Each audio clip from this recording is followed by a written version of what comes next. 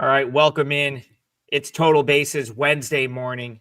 This is your go-to show for free baseball picks on the WagerTalk YouTube channel.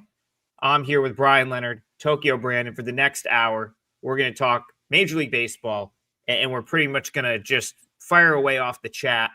We want to answer your questions. We want this to be the most interactive show on the platform. G Hertz in here already. He says, I rate this show number one on a curve of 30 and straight up. We appreciate that. Like it. That's a sharp rating. That's just like TB's pitcher ratings right there. He's got us number one. Like and subscribe so we can stay number one. And I got to kick it off with the Marlins and the Padres. This isn't a feature. It's going to be the first game we're talking about because it just needs to be discussed right off the rip. Bryan Leonard gets it done with the Phillies.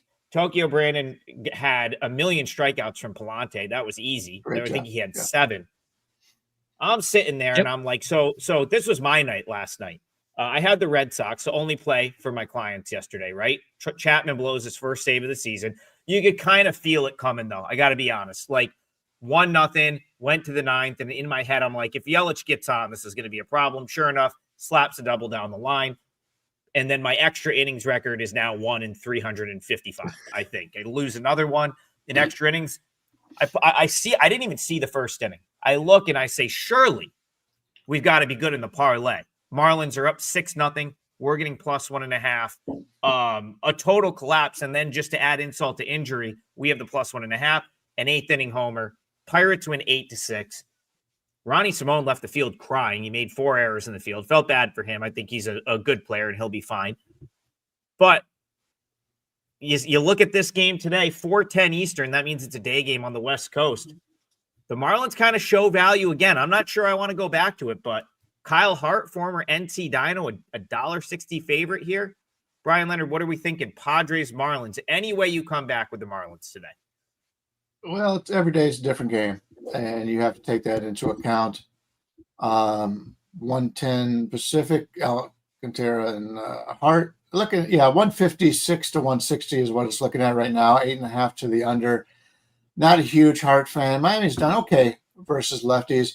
I talked about on yesterday's show how I didn't like the Miami defense. I think they don't spend enough time on fundamentals, but they're also a young team, and you'll see this a lot.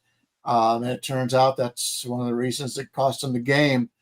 But Alcantara is a guy that has not been very good this year, obviously coming back from injury. It's going to take him a while. And they talk about the last thing when you're coming back from injury is your control. That's been his problem. We saw that out of the Atlanta pitcher yesterday. And I won that game. That was my play in the with the Phillies. But Strider his control is down, and you're going to find that. But I thought overall he pitched pretty well. And even though I won, I think I might have been a little bit lucky because I was fading the Atlanta pitcher, and he pitched better than I thought he did. So we're going to get wins, and we're going to get losses, even though we don't deserve them. That's just betting.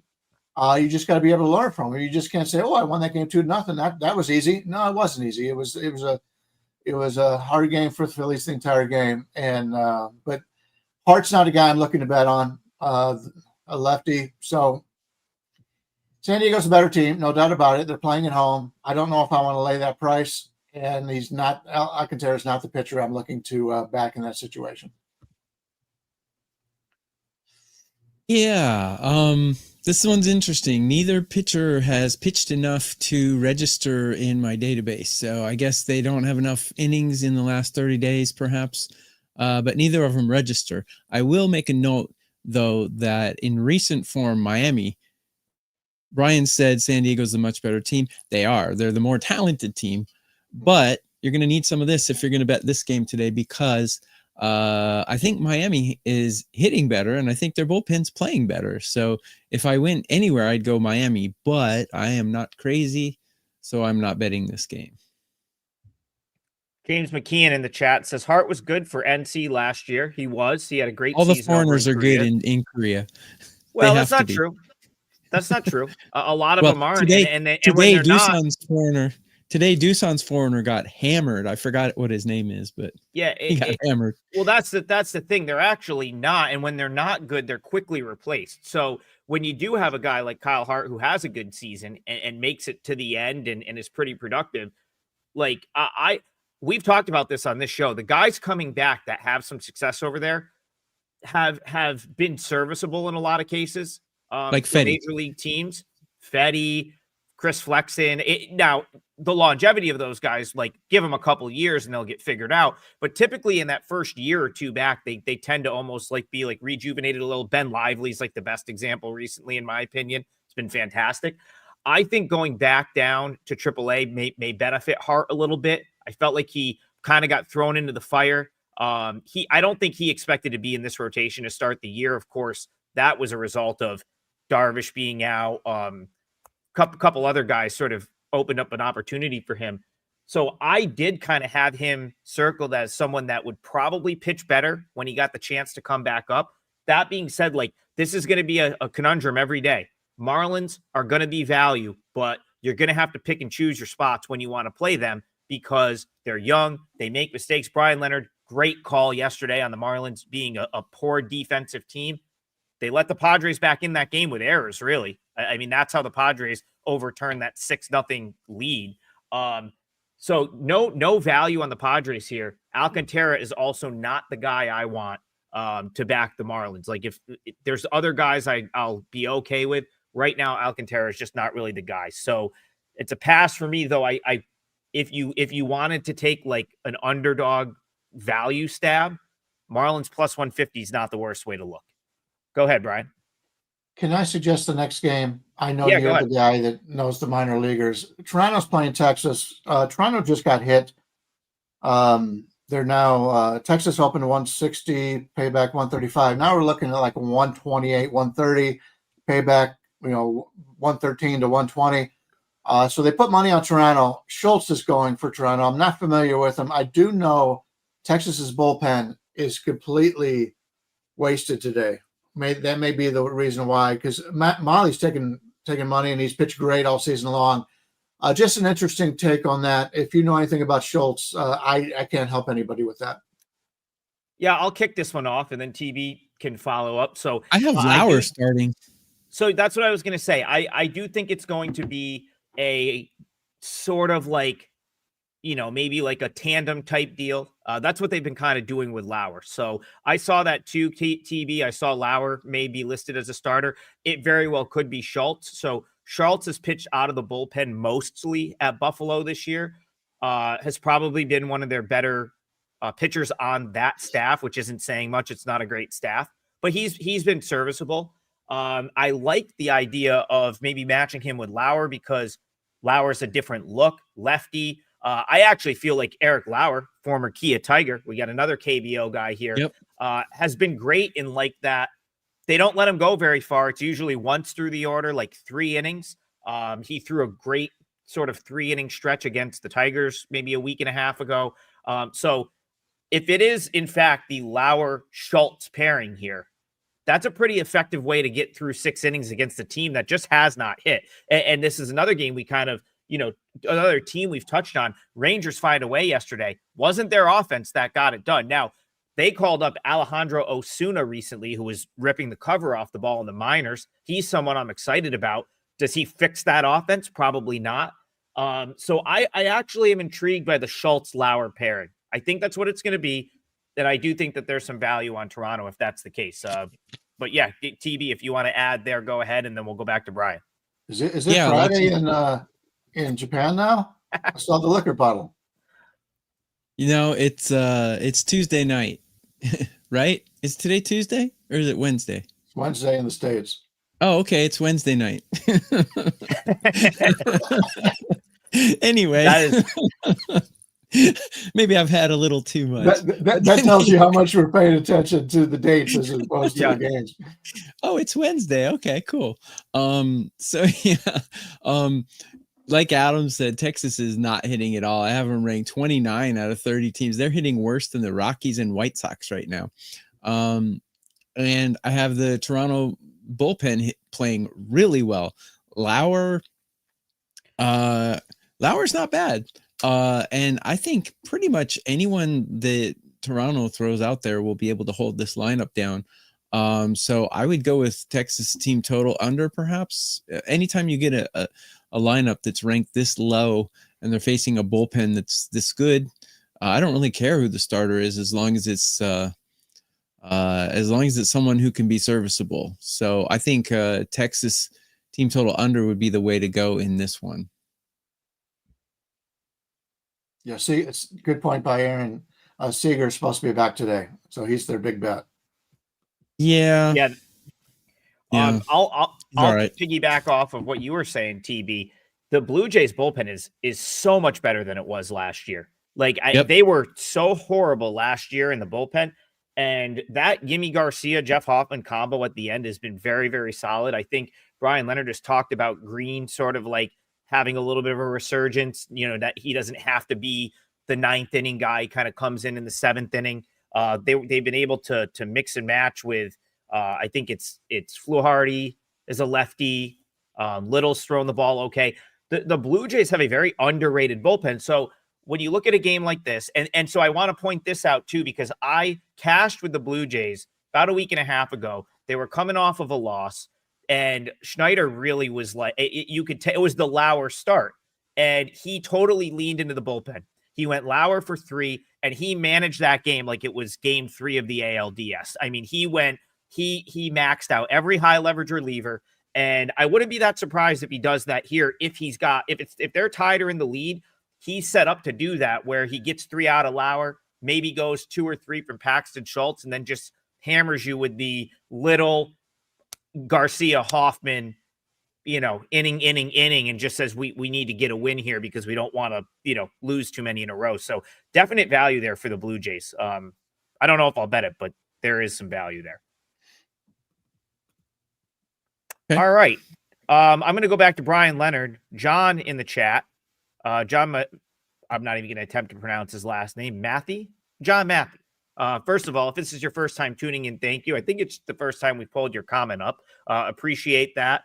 Take all the likes and subscribes we can get. Bryan Leonard had a win on the Phillies last night. He kind of alluded to the fact that maybe it was a little bit fortunate. Do you come back with the Braves today, Bryan Leonard? Well, we're looking at Smith-Shawver going against Wheeler. Wheeler's in the 145 to 150 range. Payback is about 124 to 134 on the Braves here. Smith-Shawver's pitched better than I thought he would. He kind of flamed out last year, but this year he's done very well. Let's take a look at the actual stats here as we go to that one. All right. When we look at Shawver, his numbers overall have not been that great when you look at the base numbers. He is very good. Extension, 83rd percentile, but his hard hit rate is in the 5th percentile, expected ERA in the 8th percentile, expected batting average in the 7th. So his ERA is 3.67, his expected ERA 5.57. So he hasn't pitched nearly as well, and there's some negative regression coming. He does have a high whip, 1.42, where in the last 2 seasons it was 111 and 115. So he has not pitched as well as his numbers show, and maybe that's why before I glanced with this, I thought he was doing pretty well. But Atlanta's got a lot of good pitchers, but he is pitching over his head right now. Zach Wheeler, other than his ground ball percentage at 51st percentile, everything is completely red on his StatCast page. A 97th percentile extension, 99th expected ERA. Comes in with a 2.42 ERA, and his expected ERA is even lower, 2.14, 0.88 WHIP, which is kind of amazing. As many innings as he pitches, and he's gone in 11 starts, he's gone over 70 innings. Just to go back to the Alcantara, he's gone 10 starts and he's in 47 innings. So he's not even giving you a possible win. If you're playing fantasy baseball, you can't even get him there because he doesn't even go the 5 innings. Wheeler gives you exactly what you want, and that's a guy that I'm normally looking to play on. With the line come down a little bit, it was plus 145 on the opener. puts me a little bit on Philadelphia here. Clearly the superior pitcher from a hitting standpoint. I like them a little bit better than Atlanta, although they're very close. Let's take a look at the bullpens. The Braves coming into tonight. They did use Hernandez for 34 pitches yesterday, so he probably won't play, but pretty much everybody else is available. Iglesias has not pitched until he took the loss last Friday. I threw 17 pitches, does not look good. He was the second of his back-to-back. He's a guy, we talked about this yesterday, a guy that we have to worry about right now. He is not pitching well.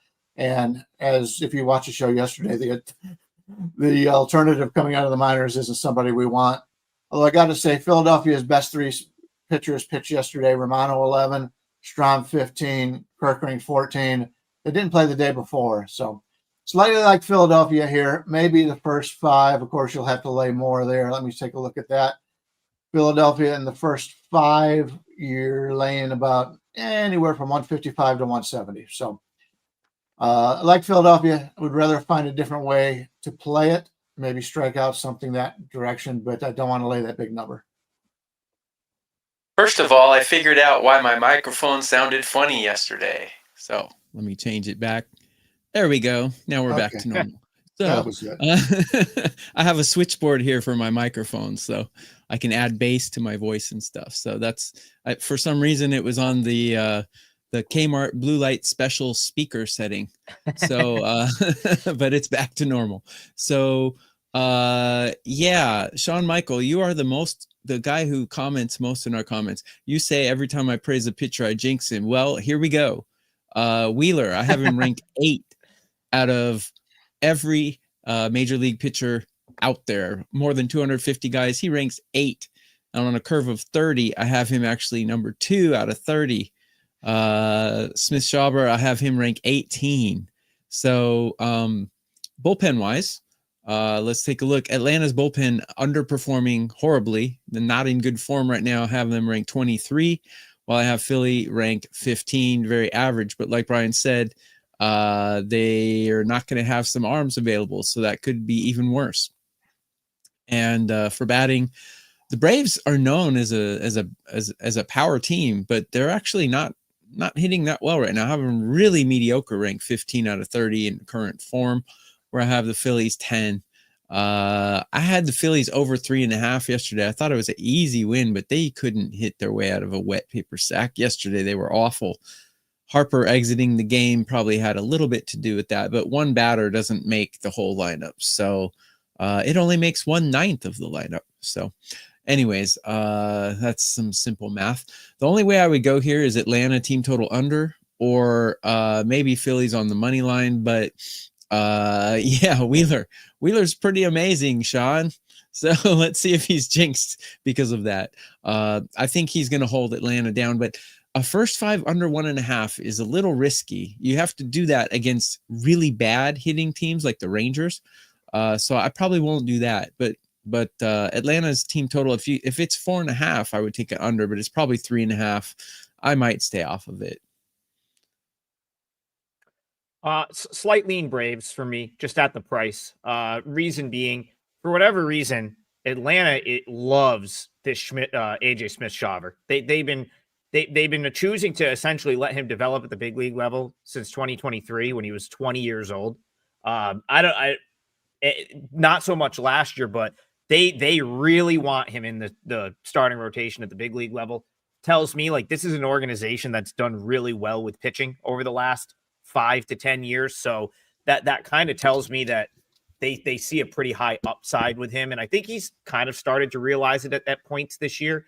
Other reason, they just got Ronald Acuna back. I mean, you talk about the Braves lineup, like you're putting an MVP caliber player back in the lineup. I feel like that's worth something. So not my favorite play of the day. Won't be on my client card. But again, this kind of falls into that other, the territory with the Marlins and the Blue Jays. The other 2 games we've talked about so far, those are not I wouldn't want to be on any of these favorites. So these are sides like Braves, Marlins, Jays so far. I think there's enough value on the underdog where I wouldn't want to be on the favorite. That's not going to bet it, but if you're trying to sort of slim your card down, those are dogs I think maybe live today. Wouldn't really want to go against any of those three. All right. We brought up Shawn Michael. Let's go to him in the chat. First of all, he had a good call on Monday with the Tigers. And yesterday. Yeah, I mean, I don't remember if he was on Tigers yesterday. I know I personally wasn't involved in that game, but the Tigers did win again. Hey, like, listen, like there's something to be said for that, I suppose, right now. The Giants reeling a little bit. They really haven't hit. We're going on like a week. They didn't really hit in that national series, even though they did take 2 of 3. Haven't hit at all in Detroit.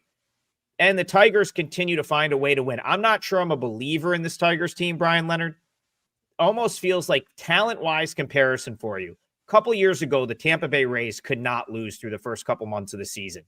And I feel like it's a similar talent comparison. Eventually, they hit a wall and started losing a bunch of games. It might have been the Wander Franco suspension year. I'm trying to remember off the top of my head. I guess the point is, I do think there's going to be a swoon for this Tigers team at some point. But trying to predict when that's going to happen is the tough part. What do you think here, Giants, Tigers?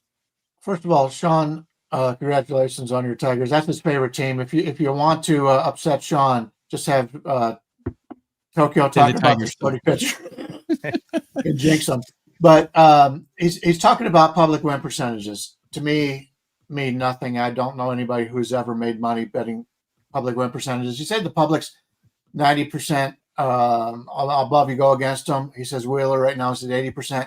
Keep in mind, I'm out here on the West Coast. It's 6:21 in the morning. These games have not had a lot of money bet into them yet. So if you do like the percentages, wait until closer to game time. You'll get a lot more bets in there. And but there's never been anything proven that shows that public bet percentages work. Although I will say, if everything is completely lopsided, that's the one time I do pay attention to it. So if it is 90% or better, that's something I take into account in all sports. And you'll see that a lot, especially if the public loves an underdog, like in football or basketball. Football mostly because you got all week to bet into it. If they love an underdog and you're seeing the public is on the underdog side, that's a killer. You don't want to be on that. But these Tigers have been very good. Yeah, no doubt about it here. I do like Roop going for San Francisco. His numbers look really good on the season. By the way, yesterday, a lot of people talked about San Francisco not hitting on the road, and they continued that again. Great points out of the audience yesterday. They did their work. They're trying to add to the program, and we do appreciate that. Thank you so much.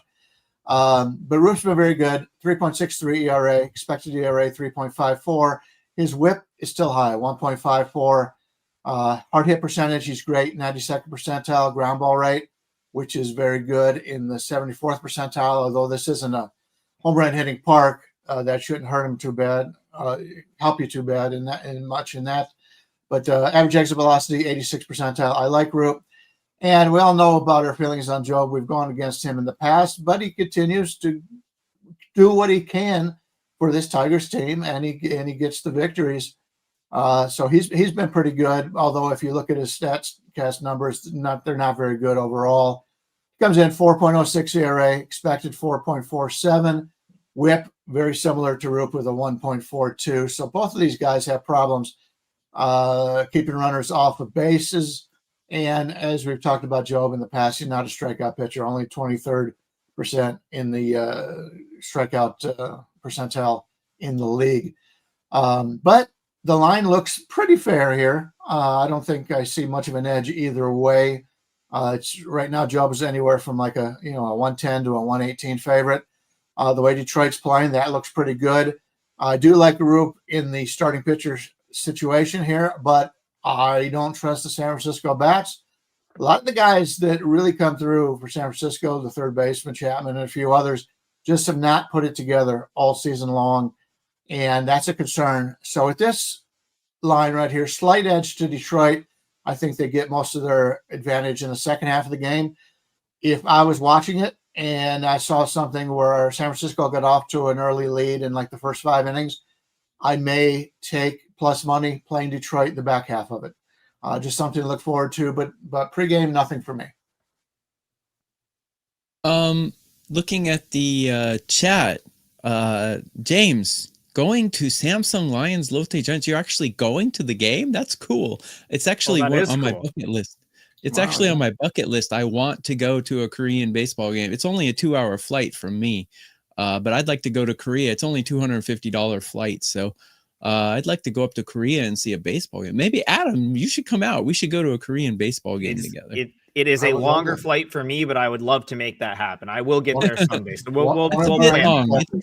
One of our You gotta- handicappers, the Irishman, he used to live in Yes. North Korea. Yeah. Yes, And I Kevin did. Dolan Him, he'd lived been in town. Gwang. It's just amazing. He loved North Korea. He didn't want to leave.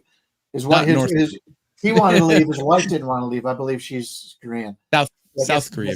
Yeah, Yeah. South Korea. That is Kevin Dolan, South Korea. Wager I'm Talk sorry. handicapper. Yes. Not North Sorry. Korea. Big differential. I don't think he would love North Korea very much. He lived in Finding food would be the Guangzhou. first.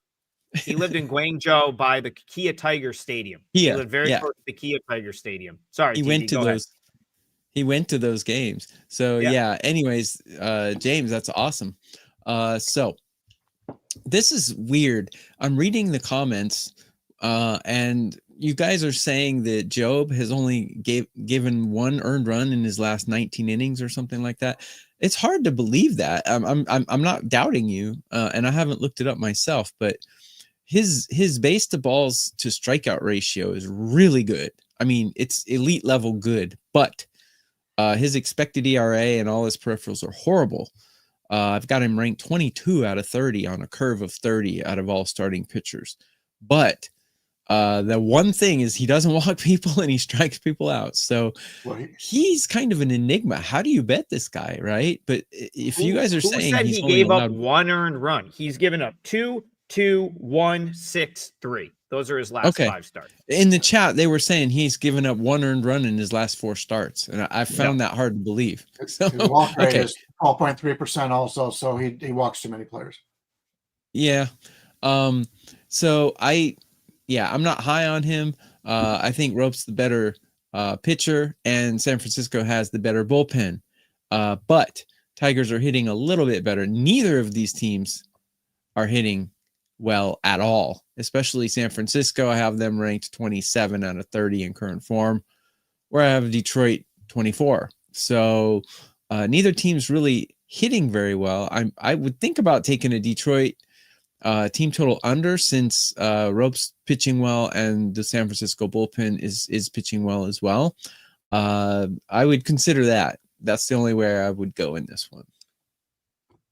I'm going to say something that everyone in this chat's going to disagree with, but I really feel this way. I think the Giants are the better of these two teams. And I think as the season plays out, you will see that be the case. Now, it hasn't worked out for them so far in this series, but even after the 2 losses, Tigers 36-20, Giants 31-24. I will be very surprised if we get to the All-Star break and this Tigers team has a better record than this Giants team. I think their Giants are the more complete team. I think they have the better pitching. I think they have the better bullpen. Actually, the Giants bullpen pretty much top 5 in every single category across the board. Their bullpen's been outstanding. Landon Root's the better starter here, and Jackson Job's got to come into him at some point. This dude has Houdini'd his way out of situations. He manages the Tigers. One thing I will say is the Tigers seem to score for him. I don't think there's anything to that. I think it's more just like a luck type thing, right? Like he seems to get run support, which is why I don't think he's taken a loss yet this year. But I'm looking at his Savant page. A lot of blue in that top category. Suggests some regression. Aside from that breaking run value, all of the other, pitching run value, not great. Fastball run value, 29th percentile. Off-speed run value, 15th percentile. He got lit up by the Rockies a couple weeks ago. Go ahead, TB. No. I just want to say, take a look at that comment there. I just threw it up. That's a nice comment. Go ahead and finish your thought, though. We can.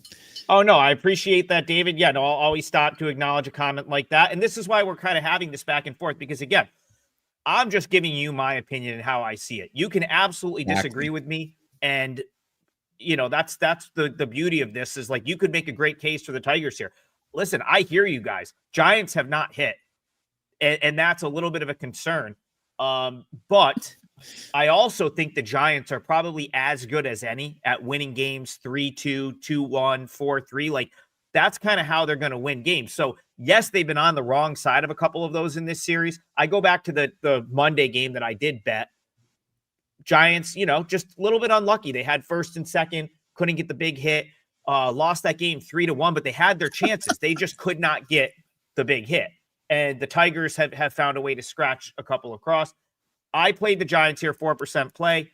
It's going to be my parlay leg. I think Roop is head and shoulders better than Job. I think the Giants have the better bullpen. If they can luck their way into a couple runs, they're going to be fine.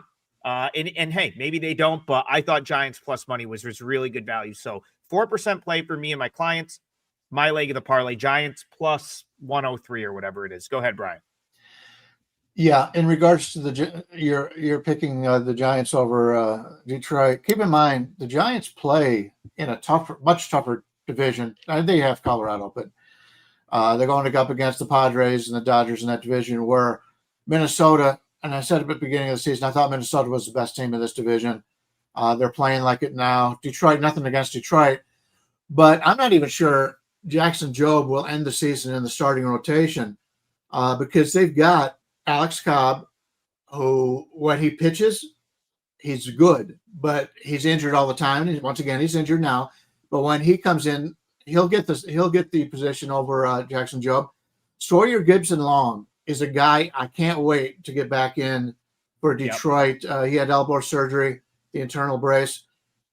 He is starting to throw, and he will be brought back up. I'll probably start him off in the bullpen, but I like him better than Jackson Jobe. And Reese Olson right now is hurt, and Reese Olson head and shoulders better than he'd be the number 2 starter on this team behind Skubal. So as for Detroit slumping as the season goes on, from a pitching standpoint, I don't think they will because of the starters coming back. They've got a really solid bullpen, although Will Vest pitched the last 2 days, 3 out of 4. He won't be available tonight. But for overall, I like the way this Detroit team is built. And but I also don't know if I agree that San Francisco was a better team. I think they're very comparable. Brian, I want to point out. So I want to just Sean in the chat made a good point. Like Job has a really good fastball, like from a velo standpoint. And this organization is so smart. Hinch is so smart. I would not be surprised if you see Job down in the bullpen as like a bridge guy later in the year, and suddenly he's out there throwing 99 and is very, very tough to hit out of the bullpen. I just think over the course of 6 innings, you're going to get to him more often than not, but give him like a favorable part of the lineup, 1-2 innings where he can come out and really, pump it up there, 99 miles an hour. That's Job's effectiveness, in my opinion. Sorry, just yeah. Right. I'm gonna stop hijacking the comments, but these are so funny. They're asking what dispensary Adam goes to because he's high and all this stuff. They think we're on drugs because they think Job is actually a legitimate starter and he will be in the rotation at the end of the season. Well, if Detroit's the better team and they got Job against a guy in Roop pitching, why is Detroit only a 110 to 113 favorite? Yes, you can have your opinions, but you've got to look at the line and realize that everybody who's betting into this game and the lines maker feels this is a coin flip game. If you're coming up with something more than, a 10 or 20 cent differential, then you're biased. He's 21 years old, they're saying. Okay. Yeah. There is a dispensary less than 5 minutes from my house here in central New York, but no drugs for me. My vice of choice is gambling. Can say that confidently. Never had a problem with drugs or alcohol. Betting on shit, whole different ball game. And that's what we're going to continue to do here. And we're going to talk about the White Sox. Once again, Richard Lockhart in the chat says White Sox plus 1.5 today. What's your thought? Same thought that I've had the whole time. They're always undervalued. You have to pick your spots. They actually looked good for a while yesterday till they kind of faded late. We go back to the series again. Bryan Leonard had a nice winner here on Monday with the White Sox on the first 5. So talk to me, White Sox Mets. Do you see value with the White Sox again here, Brian? I do. Just taking a look on this Statcast page under the pitching values. Shane Smith, he's the one guy I like out of this, like better than anybody else out of this rotation. They've got a couple guys in the minors that'll be coming up, but out of what they have right now, he's my favorite. His pitching run value, 90th percentile. Fastball run value, 91st percentile. Off-speed run value, 93rd percentile. How many times are you going to get a starting pitcher in Major League Baseball in this price range with a starter that has those kind of numbers? Comes in with a 2.36 ERA. He's been a little bit lucky. His expected ERA is 3.54, a 1.11 WHIP. He's done nothing wrong for this White Sox team. Griffin Canning's a guy I like. I got to tell you, I've said it all season long. He's a ground ball pitcher, 89th percentile in ground ball rate, but this really is not it is more of a pitching park anyway. So he doesn't give up a lot of home runs, but his exit velocity, 10th percentile, hard hit rate, 8th percentile. He's getting hit hard. Comes in with a 2.88 ERA, but his expected ERA is over a full run higher at 3.93. His whip is 1.32. Last year, his whip was 1.40. This is a guy that can get hit hard and put runners on base. That's not a good combination in this price range. We're looking right now at you can get the White Sox anywhere from plus 210 to plus 223 on the card. Totals at either a high 7.5 or a low to the under on an 8. So they don't expect many runs in this game.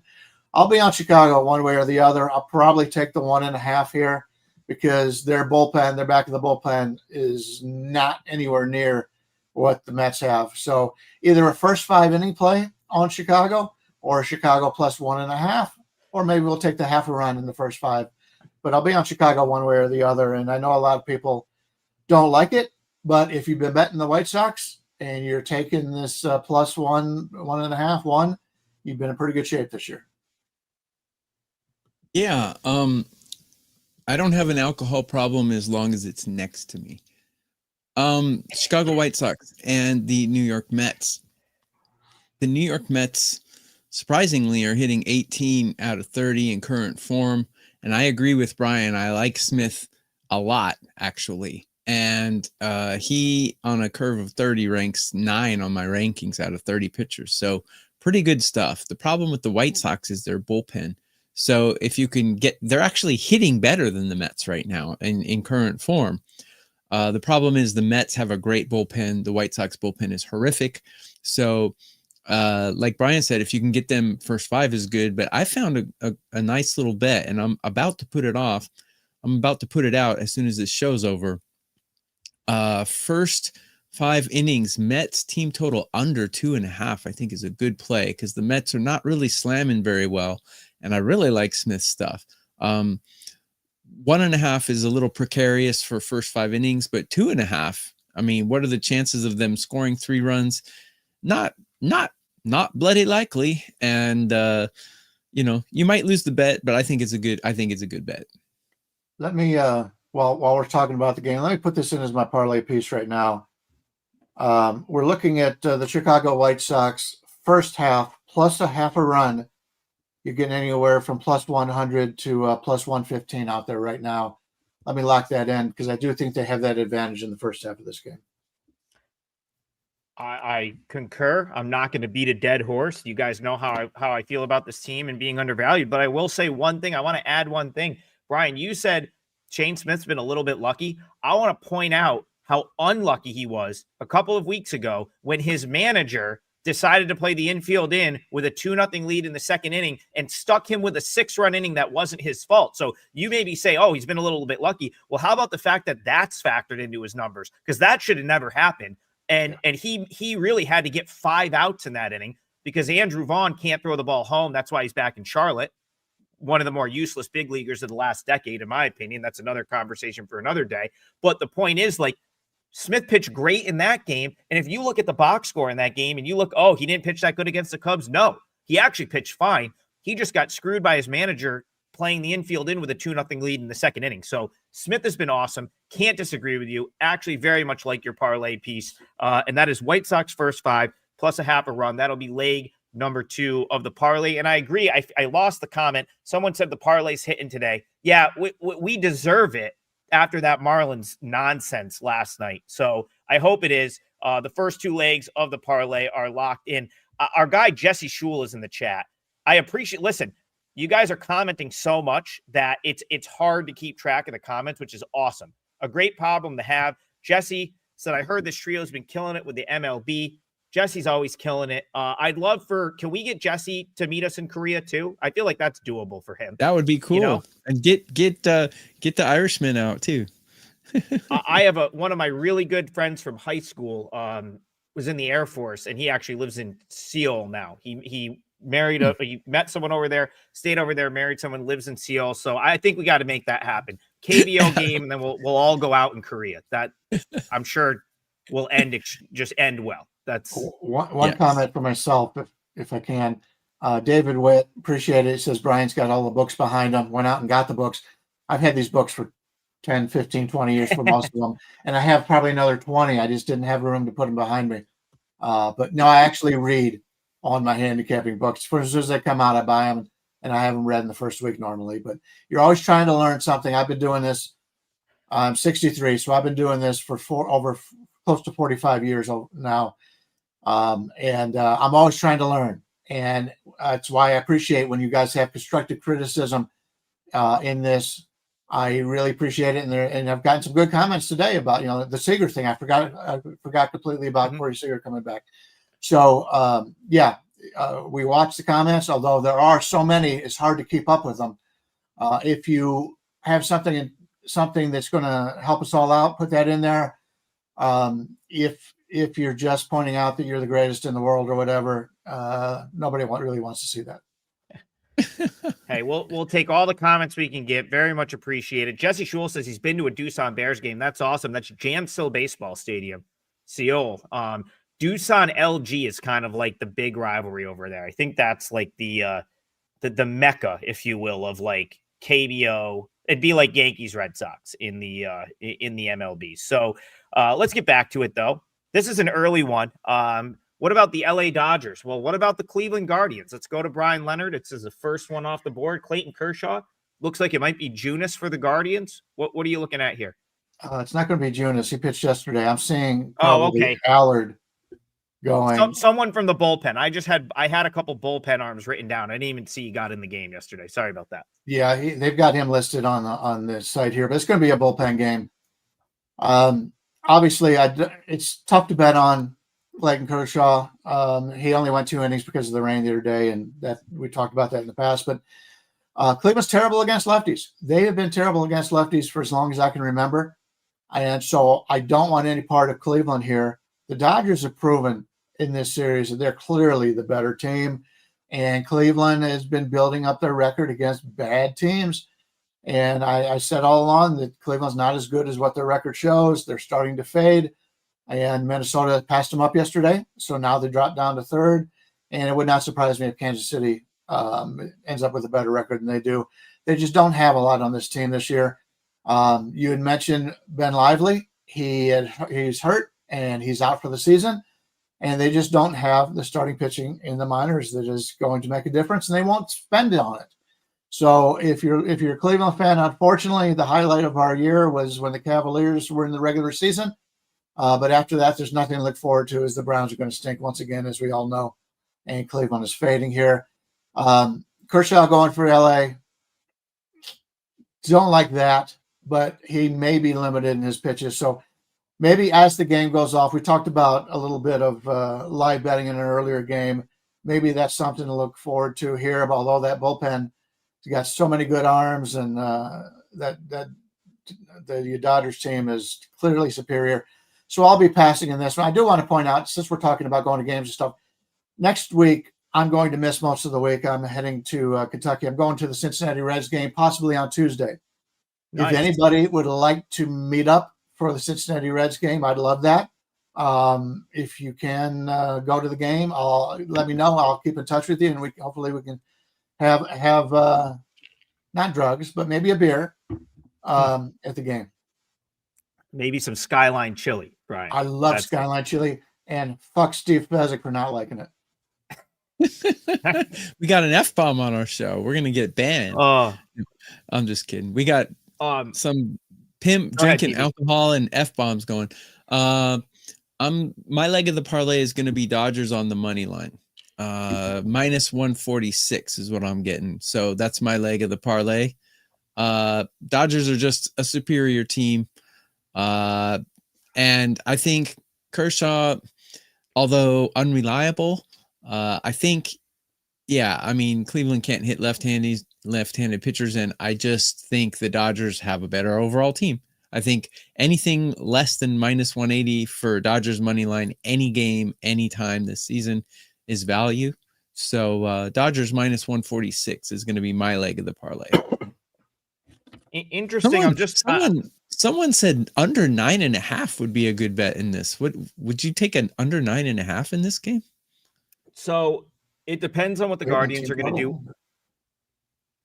It depends on what the Guardians are going to do with their pitching. So I'm reading a couple of things right now. It looks like Slade Cecconi's not going to start anymore. I think he maybe tweaked something, and even after that, I don't know that they're going to bring him back in the starting rotation. So they I guess they've sent Cantillo down to AAA in hopes that he can stretch out and become a starter.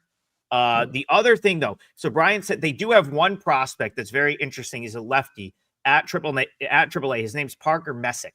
He's recently called up from AA. He's been very good at AAA. He's a southpaw. He is scheduled to pitch today in AAA. So I don't know that they usually like to do this with early games. I don't know like what the logistics are. I know they're in Rochester, so it's not that far away. I'm surprised they didn't just call him up to make the start. I'll be keeping my eye on it because sometimes they do this a couple hours before the game. If they were to go that route and give Parker Messick his big league debut here, that would be something that would intrigue me from the Guardian standpoint. Because again, I know they could go bullpen game, but it's Messick's day to pitch at AAA.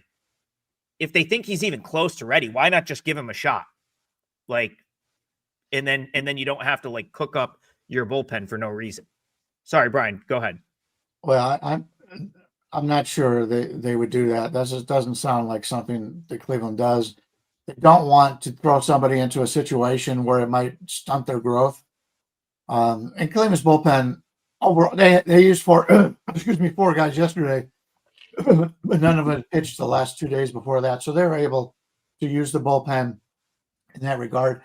Somebody mentioned a team was 1-6, Atlanta 1-6 or something on Wednesdays. Those are the kinds of things that you can completely ignore. I always joke if it's a football team and they say, yeah, on a Friday night they're 1-6. It's like, do the guys in the locker room actually get together and go, hey guys, we're 1-6 on Fridays. We need to go out and play. No, this is just a coincidence. It happens. Small sample sizes. You can disregard anything that has to do with the day of the week or whatever. Now, if it is something, if a pitcher's normally on a 5-day rest and he's on a 4-day rest or he's on a 6-day rest, now that makes a difference because that individual player is used to a certain routine and he's thrown off his routine. So that's something that you can make a bet on. But a lot of these things that, ESPN throws out a lot of stupid shit. If you watch ESPN, I don't know who's in charge of that, but they throw out all this on Wednesdays. This guy's hitting 500 or whatever. It means nothing. And just to confirm, Guardians Perspective, which is like a Guardians news account, did say it's going to be Allard and Messick's going to start for Columbus today. So that'll clear that up. That's all I got with that one. All right, let's see. Let's see what else we have. I know we still have 12 minutes left. Someone's begging for Reds Royals. Yeah, Mark A says Cincinnati sweep. I see a couple people looking for Reds Royals. So let's go back to Bryan Leonard. He'll be in the building next week. It's Hunter Green, and we've got another young guy, I think Noah Cameron for the Royals, who's been pretty good wherever he's been. So back to Bryan Leonard, Reds Royals. What are you looking at? Well, Hunter Green started the year extremely well. He's still got a lot of red on his StatCast page, but his ground ball percentile is in the 4th, so he's a fly ball pitcher. That's going to hurt him when he pitches at home. It doesn't have any effect here because pitching in Kansas City is one of the best places to avoid home runs in Major League Baseball. Now, last year, for some reason, it didn't, but it's back to where it is now. His barrel percentage, he has been getting hit pretty hard, 19th percentile in barrel percentage, hard hit percent 34. I don't look at this Kansas City offense and see, other than obviously Bobby Witt, I don't see a lot of guys that are having good offensive seasons. It's maybe the catcher has finally gotten to the point where, he needs to possibly pack it up. He's been great, but Perez has not had a good season. Kansas City offensively has not been good whatsoever. So if I'm looking for anything in this game, it may be a team total under. The total right now is at 7.5, so you're probably getting an under 3.5 for Kansas City. You would expect Green to give you some type of length here. Let's see how the Reds bullpen is looking at this point. There has been problems in the bullpen overall. The bullpen looks great. So everybody's should be available. Santillan pitched each of the last 2 days, but 8 and 9 pitches, he may be able to go. So other than him, everybody should be able to go. That's my first look at this one. Is I'm looking to play Kansas City team total under. Cincinnati's been okay versus lefties, not anything spectacular. Cameron's looked pretty good. So maybe an under overall, maybe team total under for Kansas City. My first look on this one. Yeah, I like Cameron. He's looked really good. 3 starts, he's gone over 6 innings in all of them. And Cincinnati's lineup is a little scary. They're hitting it quite well right now. Got them ranked 4 out of 30 currently.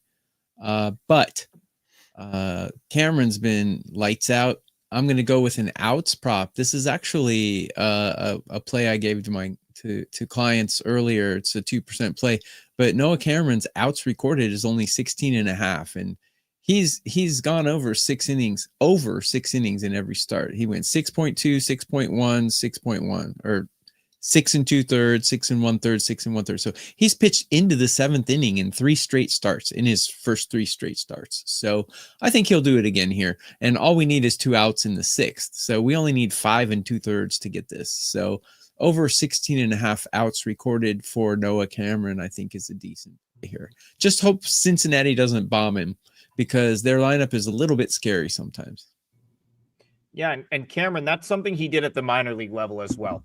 He battles. He's always out there into the 6th inning. Like they pretty much anytime he was on the mound for Omaha, even when he didn't have his best stuff, he was giving him 6 innings. That was something that I was really impressed with him in the minors, because they don't always let you do that at the minor league level. Like sometimes it's, they're far more like, a lot of these guys, a good start in the minors, 4 or 5 innings, a lot of times, like 5 good innings is good enough. He was always out there in the 6th. So, I don't disagree with that, TB. He's given them length in every start that he's pitched in the big leagues. He's done it at the minor league level. Hard to believe he doesn't go 6 if he's got even respectable stuff. And I agree with Bryan. I think under makes sense. Go ahead. Let me make a quick point on that. One scary thing is I like to bet guys over in their outs props when the managers let them go in the upper 90s or 100 pitches. Cameron's been extremely efficient. He's gone into the 7th inning on 82, 81, and 79 pitches. So that's a little bit scary because it's very difficult to pitch into the 7th inning on 83 pitches. Really difficult. So we'll see how it goes, but I think it's a good bet. See, that's what this show's all about. We don't peddle stuff. We don't try to get you to buy our stuff. We just give you information. That's a free client play for me. Go ahead, Bryan. I just want to point out, getting back to the Dodgers game, a lot of people like the Dodgers. I make a living at it, but I know how to read the board, the board, and Heritage is out there right now. They got the Dodgers at -139, lowest on the board. I've played a Heritage. Am I allowed to even say this? I played a Heritage in the past. They're a very tight place. They're very good bookmakers there.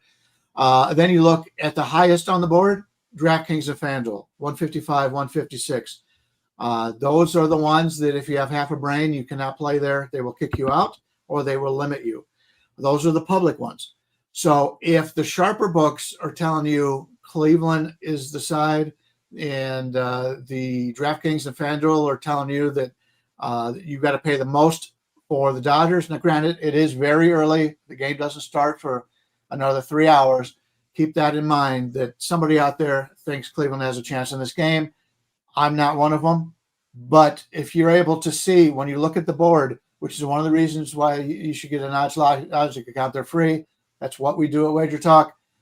You'd be able to look at that and take a look at it and say, hey, why are these ones so low and they're begging money to get on the favorite? we'll see what happens. It doesn't happen all the time, but we look for any kind of edges we can in a game. And if you can fade the public, there's a talk about that in the past. Cleveland may be the way to go in there. I won't be on it. Just wanted to throw that out there. No, it's a great point. Odds logic's awesome. Were we missing one parlay leg?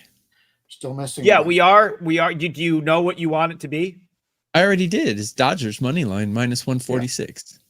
Dodgers money line minus 146. I missed that, and I think we're missing one more though, right? No, Adam, no, we have it now. Okay, so we can do another game and then wrap up the parlay. Yep. So. Maybe. Sorry, I'm not what the we'll host, do. But No, we have all 3 links. We have all 3 links in the parlay. Okay, cool. We'll wrap it up. One more game. We are going to do one more game, and then I'll announce the parlay one more time. Sean says, why are we not talking about the Red Sox collapse, Adam? Who hurt you? Well, I mean, the Red Sox, or who hurt me yesterday. That was my only client play 4%er, had them at even money. And sure enough, Aroldis Chapman, first blown save of the season. If you watch the game, it felt like it was coming. I mean, it felt like the Red Sox were going to need to do more than just one run to get that win. I was sitting there watching the game saying, man, if Yelich finds a way on here, we're in trouble. And sure enough, slaps a double down the line, and we're kind of fortunate to even get into extra innings, really. But they did, where my bets go to die. So let's talk about today's game. I think this is another one of those situations where you have a vulnerable favorite. It's Bayo, but I heard on the broadcast last night that they're probably going to use Hunter Dobbins behind Bayo today, which is definitely appealing from a pitching standpoint. The problem is you have another one of these teams in the Red Sox who has not hit, and they're up against Freddie Peralta. So Bryan Leonard, interesting game here, interesting setup. How are you seeing Red Sox Brewers? Let me check the Red Sox availability here. They did use a lot of the bullpen yesterday. Yes. But they did have the day. Most of them didn't play the day before. I prefer Dobbins over. Dobbins pitched on. Is supposed to pitch against Atlanta on the 31st. They have him listed as that. So I don't know if they're going to make that. So on the Nesson broadcast last night, I'll just to add some context. Okay. On the Nesson broadcast of the Red Sox game last night, the announcers. So he went to the bullpen in the 9th inning as soon as Chapman gave up the lead, basically implying that if this game got further along, that he might be the guy that goes in. Now, it never happened, but the announcer said, straight from the announcer's mouth, which obviously they probably have some intel, that they plan to use him behind Bayo tomorrow. Do you think there's any hidden value there if that ends up being the case? Because that's, like you said, we both like Dobbins. Yeah, I'm a Dobbins fan. I'm not a Bale fan. That's something we keep an eye on the rest of the day. I don't have much on this game. I much prefer the Milwaukee starter in the game. I know we'd like to talk about every game. I don't have much on this, but we're almost done, and I would be shocked if I don't mention I'm going to have a 5% going today. It's one of the games we did not talk about. So okay. Just so everybody knows, I went 3-0 yesterday, won again the day before. In our last 5-star, we won. It's been great, 26-13 overall run. And I do play a lot of underdogs. If you've watched this, you know that I'm not playing a lot of big favorites for the most part. So a 5% going today. And I haven't put it up yet. I'll be putting it up after the show. I'll have it up in the next hour or so. Okay. I guess I will go here. Hang on. I'm commenting. All right. So let me see what we got here. Bayo and Peralta. Yeah, Peralta's a much better pitcher. Milwaukee has a better bullpen. But the hitting I have pretty equal. So that's how my rankings line up here. But Milwaukee, I don't have them enough to put it over the top. And like Bryan and Adam already mentioned, Bayo is probably not going to be like a 5 or 6 inning starter here. So the discrepancy in starting pitching might be mitigated a little bit. Overall, it's just not enough for me to play it. I mean, Milwaukee definitely has a big edge here, but probably not big enough to bet it for me. TB, do you have anything up on the site for today? Yeah, I have a feature MLB play up. I put most of my plays, I put them out as client plays. I'm not for sale, but you can get 3 days all access using the code TB3 on my site, and you get all my 5% and 4% plays that I'll put out in those 3 days. But I do have one play up in a late game today. It's a small percent, but it's a good play. I'm going to give you my MLB play, at least the only one that I've locked in so far. I do have a nice run going in KBO. If that's something that interests you, that'll be up later today. Sean said, Adam said the Tigers are a joke and will collapse, but won't talk about his awful team. I don't have a team. That's the beauty of like living out here in central New York. I don't have a favorite baseball team. My team is whoever I bet on that day. And really at times I can't stand all 30. So they all piss me off at various points throughout the season. So again, I think he maybe was referring to the Red Sox, but yeah, that was a shitty way to lose yesterday. Chapman's been so lights out all year. And so for him to come in and blow that save was very frustrating. Actually, you want to talk about a frustrated group of people right now? Go on Red Sox Twitter. They are melting down over there right now. It is not. They're talking about firing the coach, and he does make a great point when he said Bregman's not there. Obviously Bregman's not there, but if you watch the Red Sox, the problem is they have too many hitters. They've got guys in the minors that should be up there. They just brought another one up. Mayer's playing now. Their best prospects still down in the minors. So yes, Bregman's not there, and that's a big deal. But they've got other guys that can't even make the lineup in the major leagues. They're so good. They've got very deep hitters in minor leagues. Yeah, they just need to tweak a couple things. Like even Ref Snyder had an interview the other day where he was just like, no explanation for it. We just suck right now. We're not getting it done. And I'm sure that the sentiment was echoed after losing that game 1-0. Brian's right. Roman Anthony's the highest rated hitter in minor league baseball right now. He's still down at Worcester. Probably should be up there playing, but you have too many guys, and it goes back to sometimes it's front office stuff. You can't, certain guys, if you're getting paid, they got to be in the lineup. It's like, I'm sure they don't wish injury on anyone, but I bet they wish the injury, that happened to Cassis and Bregman, maybe we're to an outfielder. So it opened the spot up for Anthony. It's just a little bit out of whack there for the Red Sox right now. But yeah, the fan base is in full meltdown mode. If you didn't catch that, just go check out Red Sox Twitter. It's Meltdown City every day. All right, we have reached the end of the show. As always, we appreciate all you guys here in the chat, liking and subscribing. I did say I would give out a client play. I gave it out on the show. It is the first leg of today's parlay, which I'm going to read out again. Bryan, give me a price on the Giants right now. I just want to make sure I get the price correct. The Giants full game? Full game, yep.